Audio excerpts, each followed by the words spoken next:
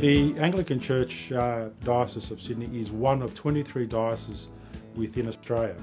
It is the largest of those dioceses, and it's made up of parishes, it's made up of Anglican retirement villages, it's made up of Anglicare, it also includes schools. SDS itself, the Sydney Diocesan Secretariat, is the administration group, and within that group there's approximately 100 people. Now that group itself provides services to a whole wide range of diocesan organisations. The services that IT provides is to our 400 users, which are spread out across the diocese. Now we're also providing services to our parishes, and we have 280 parishes. Organisational objective is pretty clear: to spread the gospel of Jesus Christ to the Sydney diocesan region. Our biggest challenge is to actually maintain our relevancy to our constituents, and I'm talking about the X and Y generation. They're very, very keen on technology, more keen than the previous generations. Now, for us to do that, we need to take up the cudgel of the emerging technologies, look at these technologies and work out what actually is used by the youth and what we can do to be able to push our content out to them in a cost-effective and timely fashion. What's important to us also is the response.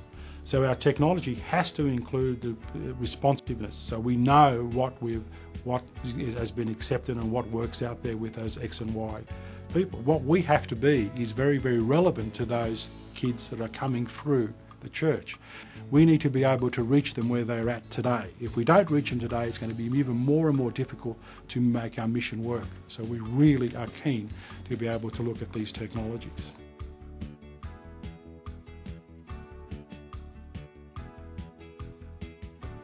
Unified communication underpins our strategy moving forward to be able to communicate to not only just to our parishioners and not only to equip our parishes to be able to communicate with us, but also allow Anglican Youth Works to be able to communicate to their students and to their kids. Then we stuck on the concept of using Lotus Notes as a platform for a number of reasons. One of them is for our productivity, own internal productivity gains, and secondly is to provide a communicative platform for our future unified communications strategy with the youth, the parishes and so on. We recommended the Lotus software collaboration solution as a finding from our strategic communications review, which identified that there are essentially two components of what we're looking at: the internal aspect of communications within SDS and the external communications with the parishes and broader organisation within the church. When we used to be on Lotus Note 6.5, we used it simply for email, calendar and to-dos, completely standalone, no integration with any other system that we have. By upgrading to Lotus Notes 8, what we're able to do is to take advantage of the long-standing capabilities that Notes has had with databases. We've also been able to use the integration with Lotus same time for instant messaging.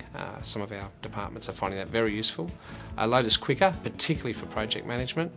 And our partners ISW have also built for us a portal for our staff to get information gathered into one central place, and that's what our information management strategy is all about. Unified communications and collaboration to us is key to our strategy moving forward. We're working on the project with ISW, an IBM Premier Partner, and we chose ISW because when we met with them, they clearly had a vision for helping companies work smarter and more efficiently, and that fitted in with our vision. Lotus Software is the clear market leader in the field of collaboration and communication, and Lotus stays there and stays ahead of the game by innovation, by creating new ways and new options for people to communicate beyond the traditional metaphor of email, such as same time, such as connections and quicker. Key to the Lotus strategy is an open standards architecture. Standards such as XML, ODF, Xforms allows organisations to mitigate their risk and avoid proprietary lockdown.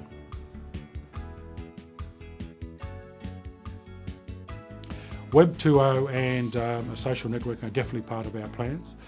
Web 2.0 is based in two parts. One of them is for us internally at SDS to be able to put information together in such a way that our customers and the parishes, including the parishes, are able to gather information in one spot and easily communicate back to us. Instead of having a mismatch of systems, we want to create a mashup within one particular website or one web space. We also want to be able to use the tools to be able to communicate and obtain feedback across the diocese regardless of which organisation it is. The other side of it is the social networking is critical for our youth works area, who really need to be able to create Facebook type applications and other type of similar applications online that's controlled and safe. We're undertaking a pilot of Lotus Connections as the basis or to underpin our social networking infrastructure that we're looking to roll out across the diocese. As far as using the technology internally, there is a massive opportunity here to cut our costs, to improve our services out to parishes and to other customers, to provide services that we couldn't before, and without this technology it will be difficult to provide.